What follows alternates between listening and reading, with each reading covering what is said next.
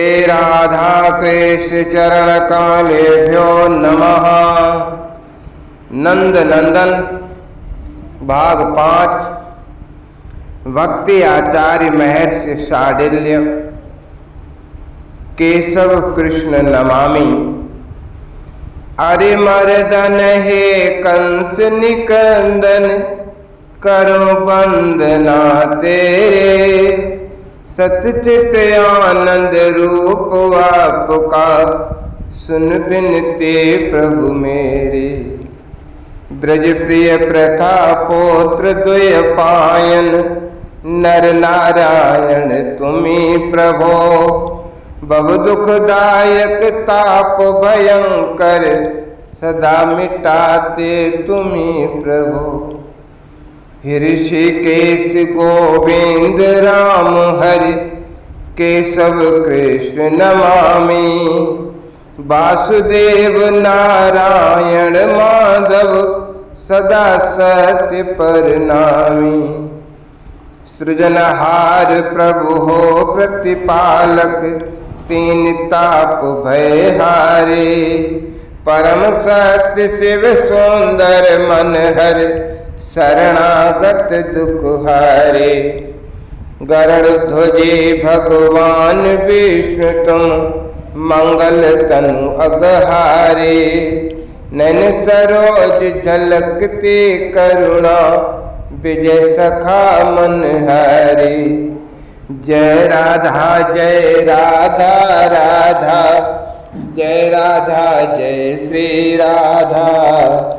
जय कृष्णा कृष्णा, जय कृष्णा जय श्री कृष्णा।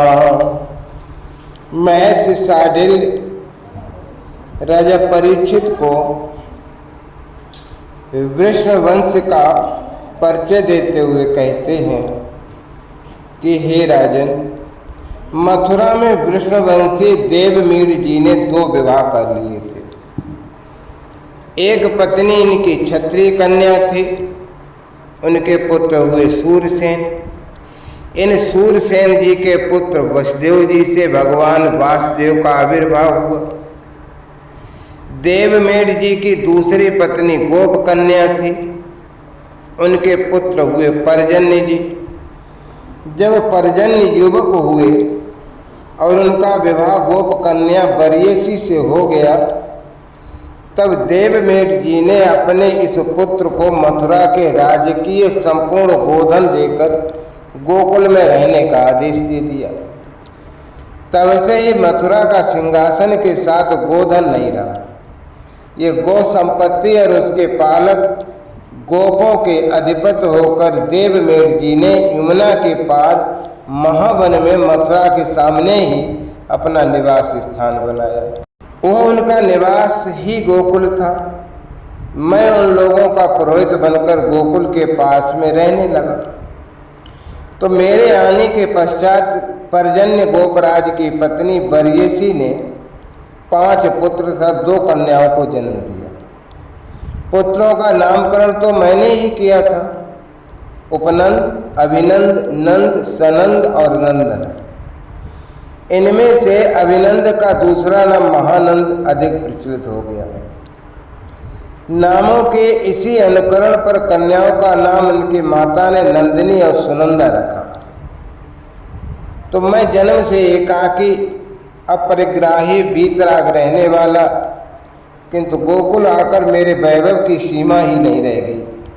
ये दूसरी बात है कि मैंने अपने उटज में कभी स्वर्ण अन्न आदि रखना स्वीकार नहीं किया, किंतु मुझे प्रत्येक पर्व पर प्रत्येक संस्कार के समय अपार धन तथा बहुत अधिक गायें प्राप्त होती थीं। मेरे समीप ही नहीं, दूसरे दूर से आने वाले ब्राह्मण भी मुझ ब्राह्मण से दान लेना नहीं चाहते थे, और लेते भी क्यों। उन्हें गोपों का अपार दान स्वयं दान करने को बाध्य कर देता था। इतना ही बहुत था कि गोप नायक ने हम ब्राह्मणों की ओर से भी संपत्ति तथा गायों को संभालने की सेवा स्वीकार कर ली थी। तो हम सदा समुत्सुक रहते थे कि कोई प्रतिगृहीता प्राप्त हो, और यही गोकुल में दुर्लभ था। जिस दिन किसी अतिथि सत्कार या किसी को कुछ देने का अवसर मिल जाए, वो सौभाग्य का सुदिन हम संसारचर्या से विमुख विप्रों में भी चर्चा का विषय बनता था। तो गोपराज पर्जन्य और उनके सब गोप अपनी पूरी संपत्ति मेरी ही मानते थे और सब परिवार सब मेरे सेवक थे। तो उन श्रद्धालुओं की कल्याण कामना मेरे मन में सदा बनी रहती थी। ये आश्चर्य की बात नहीं है। प्रेम तो परम पुरुष को भी बस में कर लेता है। मैं तो सहज स्वभाव से सदैव ब्राह्मण कुल में उत्पन्न हुआ और गोपों में से प्रत्येक की श्रद्धा की प्रतिमूर्ति प्रीत की मूर्ति था। गोप जात में सगाई तो अनेक बार बच्चे के जन्मते ही हो जाती है। विवाह के लिए भी अधिक बड़े होने की प्रतीक्षा नहीं की जाती। तो ब्रजपति पर्जन्य के पुत्रों का विवाह शीघ्र हो गया। दोनों कन्याएं भी उत्तम गोप नायकों को उन्होंने विवाह दी। मुझे अपने इस अत्यंत दीर्घजीवी देह के कारण अनेक बार दुखी भी होना पड़ा है। मुझे स्पृहा होती है अपने साधारण आयु के यजमानों से। मरण और वार्धक्य विश्व सृष्टा के वरदान हैं, जिनमें मैं बहुत दीर्घ काल तक वंचित रहूंगा। वार्धक्य उन वासनाओं से सहज परित्राण दे देता है, जिन्हें जीतने में हम मुनियों को कठोर श्रम करना पड़ता है। नेत्र कर्ण रसना नासिका की शक्ति क्षीण हो जाती है। तृष्णा बड़ी न हो तो संसार के विषय स्वयं छूट जाते हैं और अंतर्मुखता अप्रयास सिद्ध हो जाती है। मृत्यु तो देह के बंधन से भी मुक्ति होती है। स्वयं बने रहो और अपने प्रियजनों का वियोग सहन करो। ये स्थिति कितनी कष्टकर है, इसे मैं बहुत अच्छी प्रकार अनुभव करता हूँ। महर्षि शांडिल्य अत्यंत गंभीर हो गए थे। इन परम भागवत ज्ञान निर्दग्ध मोह को भी ये व्याकुलता इनके स्नेह के ही कारण है। दो क्षण रुककर महर्षि ने कहना प्रारंभ किया। मुझसे पर्जन्य ने अनुमति ली और मैंने प्रसन्नता पूर्वक उनका अनुमोदन कर दिया। जब पुत्र योग्य हो जाए तो पिता का कर्तव्य है कि उसे सांसारिक दायित्व देकर स्वयं भगवत भजन में लग जाना चाहिए। युवा पुत्र को भी अपने आदेश के पराधीन रखकर अधिकार की भोगलिप्सा व्यक्ति को वार्धक्य में संतान के उचित बौद्धिक विकास में बाधक ही होती है और अनेक बार संतान का पिता के प्रति आदर अवरुद्ध कर देती है। तो ब्रजपति पर्जन्य ने मेरी अनुमति पाकर पूरे ब्रज के गोपों को एकत्र किया। ब्रजराज का पद कोई राज्य का उत्तराधिकार तो है नहीं कि वो बड़े पुत्र को ही दिया जाए अथवा उसे लेकर कोई विवाद हो। जो भी गोपों में सर्वप्रिय हो, जिसे सब पसंद कर रहे हो, वो ब्रजराज। तो पर्जन्य के ज्येष्ठ पुत्र उपनंद सब प्रकार योग्य थे, किंतु प्रबंध का दायित्व वहन करने के प्रति उनकी अरुचि थी। वे केवल उत्तम सम्मति दे सकते थे, उसे सक्रिय करने में उन्हें उतना उत्साह नहीं था। और द्वितीय पुत्र थे महानंद यानी अभिनंद, अत्यंत उदासीन स्वभाव के थे। उन्हें पता ही नहीं रहता था कि उनके अपने ही गृह गोष्ठ की क्या स्थिति। संतोषी भगवत भक्त साधु सेवी थे भी, किंतु ऐसे निःस्पृह को ब्रजराज तो नहीं बनाया जा सकता था। ये दायित्व तो मध्यम कुमार नंद ही ले सकते थे और उनके दोनों छोटे भाई उनका बहुत अधिक सम्मान भी करते थे। वस्तुतः नंद ही अब पिता का दायित्व वहन कर रहे थे। उनको ही गोपों की उनके गोष्ठों की चिंता रहती थी। उन्होंने सबकी संभाल करना और स्वयं प्रारंभ कर दिया था। सब गोपों का उनको स्नेह तथा सम्मान प्राप्त था। उस दिन पर्जन्य ने सब गोप प्रमुखों से अनुमति ली और अपनी पगड़ी अपने मध्यम पुत्र नंद के मस्तक पर बांध दी। नंद उस दिन ब्रजपति हो गए। गोप प्रमुख सुमुख की कन्या यशोदा ब्रजरानी हो गईं। यह उत्सव अब भी मेरे नेत्रों के सम्मुख प्रत्यक्ष होता लगता है। तो उस दिन गोकुल में गोपों ने सब पुरानी मर्यादाएं तोड़ दी। अंततः मुझे ज्ञात हो गया था कि नवीन बृजपति की स्वीकृति के रूप में गोप नायक केवल एक छोटा दधिपात्र उपहार देते हैं और गोकुल का बृजपति वृत्रसानु के अधीश्वर को भेंट भेजकर उनसे अपने पद की स्वीकृति प्राप्त करता है। तो इस प्रकार वृत्रसानु के अधीश्वर महीभानु जी स्वयं अपने कुमार वृषभान के साथ अपने मित्र एवं सहपाठी पर्जन्य के यहाँ पधारे थे। तो इनके कुमार वृषभान सहपाठी तो थे ही, अत्यंत घनिष्ठ मित्र थे नंद के। तो पर्जन्य ने महीभानु से अनुमति मांगी अपने मध्यम कुमार को अपनी पगड़ी बांधने की। तो वे उठ खड़े हुए। नव बृजपति का प्रथम अभिनंदन करने का अधिकार पहले मेरा स्वीकार कर, यह आपका पुत्र है। पर्जन्य ने विनीत होकर कहा। तो सो तो है। महीभानु दृढ़ स्वर में बोले, किंतु इसके पगड़ी पर प्रथम पुष्पार्पण मैं करूँगा। पगड़ी को किरीट मेरे कर देंगे और उपहार अर्पण का पहला अवसर वृषभानु को दिया जाएगा। आप सम्मान्य हैं, श्रद्धेय हैं, अब विरोध कोई कैसे करता। पर्जन्य को कहना पड़ा, आप जो आज्ञा करेंगे हम सब स्वीकार ही करेंगे। नंदराय की शुभ घड़ी में शुभ्र पगड़ी को स्वीकार स्वकरों से हंस पिच्छ के उज्जवल किरीट से महीभानु जी ने अलंकृत किया। ये अद्भुत सम्मान दान संपन्न होते ही नंदराय ने उठकर मुझे तथा दूसरे ब्राह्मणों को प्रणाम किया। अपने पिता को प्रणाम करके महीभानु जी के पदों में झुके तो उन्होंने पुत्र को संकेत कर दिया। वृषभानु को पदों में गिरने से पहले ही नंद ने हृदय से लगा लिया। महीभानु जी तो गदगद कंठ हो गए। वत्स, आज से इस अपने अनुज की भी सुरक्षा तेरे ऊपर ही रही। गोकुल का बृजपति इस प्रकार वृत्रसानु के अधीश्वर का अनुगत न होकर बिना कहे संपूर्ण ब्रज का ब्रजेश्वर हो गया।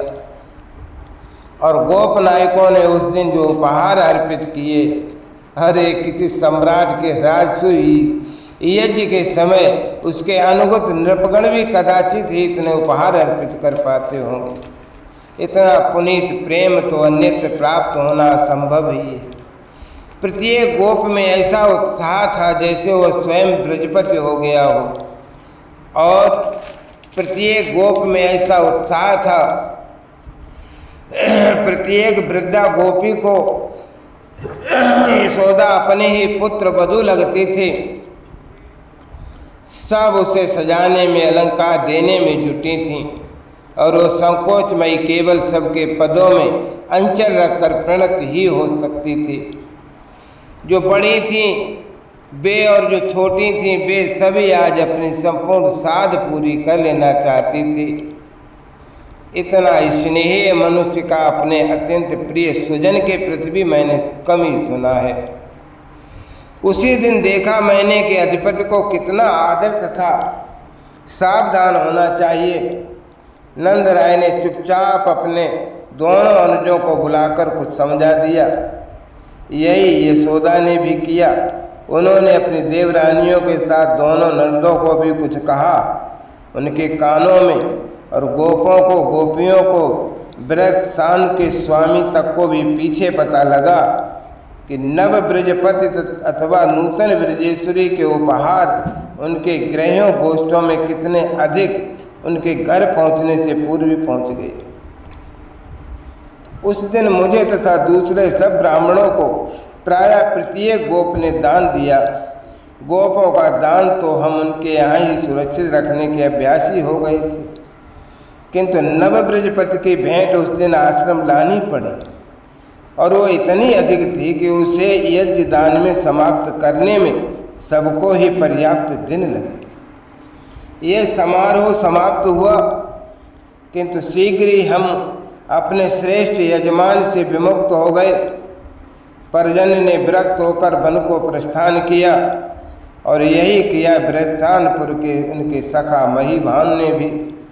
तो उन्होंने भी अपने कुमार को उत्तराधिकार दे दिया।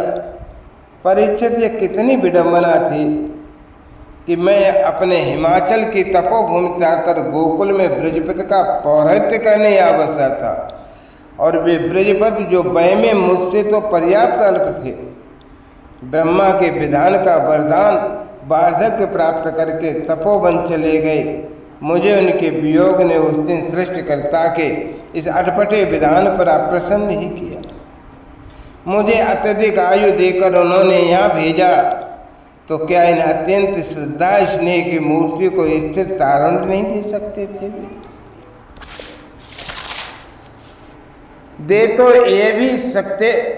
तो मैं भी सकता था, किंतु संसार से उपरत होकर सर्वेश की ओर उन्मुख होने में ही मनुष्य का परम श्रेय है। ये घोषणा करने वाला और हृदय से मानने वाला मैं इसी पुण्य पथ के पथिक की बाधा कैसे बन सकता था? मैं जिनके दर्शन पूजन के लोभ में यहाँ पुरोहित बनने आया था, वे इनको अपना पूर्वज बनाकर परम पावन करने वाले। यह अनुभूति भी मेरे लिए कुछ करने में बाधक थी। उन सर्वेश की ही इच्छा पूर्ण होनी चाहिए। मैंने ही नहीं, संपूर्ण ब्रज ने, ब्रज के एक एक जन ने और संभवतः गायों ने, वृषभों तक ने अनुभव किया कि स्नेह, श्रद्धा, सत्कार और सावधानी सब में पुत्र पिता से बहुत बड़े चढ़े। नव ब्रजेश पिता से कहीं अधिक विनम्र और अतिशय उदार, सेवा परायण पर्जन्य भी ब्रजपति थे। यह विस्मृत ही हो जाता यदि नंद राय उनके ही सुपुत्र न होते। श्रेष्ठ में तो अब सदा के लिए ब्रजेश्वर शब्द नंद राय में रूढ़ हो गया और ब्रजेश्वरी यशोदा का वाचक बन गया। मैं ब्रज में तब आया था जब पर्जन्य भी युवक ही थे। मैंने उनके पुत्रों के जात कर्म संस्कार कराए थे और अब उनमें से मध्यम कुमार नंद राय ब्रजपति थे। शैशव से इन शिष्यों को मैंने पालन किया था, इन्हें बहुत सी शिक्षा भी दी थी। अब ये मेरे प्राण बन चुके थे और मैं केवल इनका पुरोहित ही नहीं, पिता भी था। ये ब्रजराय नंद और वृषभान की पूरी पीढ़ी मुझे पुत्रों के समान प्रिय थी। पुरोहित इसीलिए पुरोहित कहा जाता है क्योंकि यजमान से भी पहले हुए उनके लौकिक और पारलौकिक हित की चिंता रखता है, यजमान के हित के प्रति सचेत रहता है। नंद राय में बचपन से अपने सुख, सम्मान और संपत्ति के प्रति उपेक्षा थी। वे दूसरे सबके सुख, सुविधा, सम्मान के प्रति सतत सावधान रहते थे। सेवकों तथा पूरे ब्रज के पशुओं तक की उन्हें चिंता रहती थी, किंतु अपनी चिंता न उन्हें कभी हुई और न उनकी सहधर्मणी को हुई। अतः अपने इस प्रधान यजमान की चिंता मुझे करनी चाहिए। इसके परलोक की चिंता तो मैं क्या करता? इसके परलोक का परमा आधार ही तो मुझे पुरोहित बना लाया था किंतु इसके लोक की चिंता करने में भी मैं असमर्थ, निरुपाय हो गया। अरे इतना श्रद्धालु, सेवा परायण यजमान युवा से तरुण हुआ और तरुण से वृद्ध होने को आ गया, किंतु संतानहीन था। संतान ही थी सब उसके सब भाई भी। जैसे सृष्टिकर्ता ने यह कलंक लेने को गोकुल भेजा था कि मैं अपने यजमान पर्जन्य का वंश समाप्त करने वाला पुरोहित बनूं। साडिल्य के लिए यह असह्य था, किंतु कोई उपाय इसका मेरे पास नहीं था। मेरी चिंता मेरी अपनी ही नहीं थी, ये पूरे ब्रज की चिंता थी। मैं भले ज्योतिर्विद न हूँ, मेरे अनेक परिचित थे और उनकी ग्रह गणना जो नहीं बता सकती थी वो तो हम ध्यान करके सहज में जान लेने में समर्थ थे, किंतु हमारा ध्यान ज्योतिर्विदों की ग्रह गणना कोई भी आश्वासन नहीं बने। सबसे जो ज्ञात होता था वो कब होगा, समय तो व्यतीत होता जा रहा था और हमारे ध्यान में जो प्रत्यक्ष होता था वो तो अस्पष्ट था। पता नहीं क्यों नंद के पुत्र के संबंध में संयम करने पर चित्त निर्विकल्प समाधि में पहुंच जाता था। ये तो नंद नंदन के आविर्भाव के पश्चात समझ सका कि कोई ग्रह गणित उन तक नहीं पहुंचता, और उनको ही अंतःकरण में आविर्भूत न होना हो तो उनके संबंध का संयम केवल निर्विकल्प समाधि ही तो देगा, क्योंकि उनके स्मरण का इतना प्रसाद प्रताप तो प्राप्त होगा ही। ब्रजपति से कुछ कहना असंगत था, क्योंकि वे किसी सकाम अनुष्ठान के लिए उद्यत नहीं किए जा सकते थे। उनको संकेत करने पर वे कह देते थे, श्री नारायण की जो इच्छा हो उन मंगलमय का विधान हमारे लिए भी मंगलपूर्ण ही होगा। मैं भले पुरोहित हूँ किंतु निष्काम भक्ति का आचार्य हूँ। अपने भक्ति दर्शन में मैंने इसकी धुन भी बजाई है। संपूर्ण पांच रात्रागम श्री नारायण के प्रति अपने को सर्वात्मना समर्पण का ही उद्घोष है। अतः अपने निष्काम यजमान को मैं पुत्रेष्ठ अथवा अन्य कोई भी सकाम यज्ञानुष्ठान करने का आदेश कैसे दे सकता था। मैं स्वयं और दूसरे भी वेदज्ञ ब्राह्मण ऋषि मुनि जो गोकुल के आसपास आ बसे थे, जब तक अनुष्ठान कर रहे थे, हम प्रार्थना कर रहे थे, हम जो सबको सारे संसार को निष्काम उपासना का उपदेश करते थकते नहीं, सबके सब सतत सकाम उपासना और प्रार्थना में लगे थे, क्योंकि हम जानते थे कि उपासना का परम सौभाग्य स्वयं पूर्ति बनकर आने वाला है। उस पुरुषोत्तम को प्राप्त करने की कामना पर तो समस्त सृष्टि के महर्षियों की निष्कामता न्यौछावर है। हम केवल प्रार्थना अनुष्ठान कर सकते थे और कर रहे थे। वर्षों तक हमने ये किया।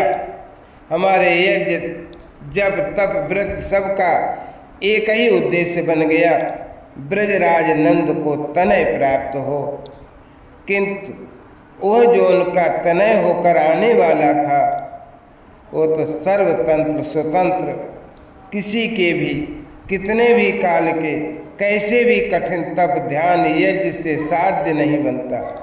संपूर्ण सृष्टि के समस्त सत्वगुणी प्राणियों का कल्पांत सतत कठोर साधन भी उसे विवश नहीं करता।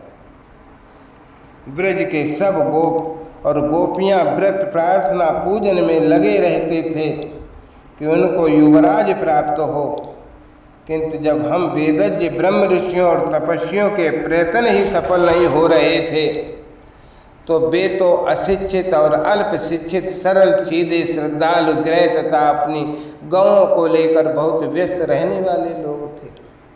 परीक्षित, संभव है मैं यहाँ भूल कर रहा हूँ, क्योंकि उस प्रेम धन को किसी की तपस्या तथा विद्या प्रभावित नहीं करती, किंतु इन गोपों गोपियों के प्रेम ने उसे कैसे नचाया ये तो मैंने प्रत्यक्ष देखा है ना।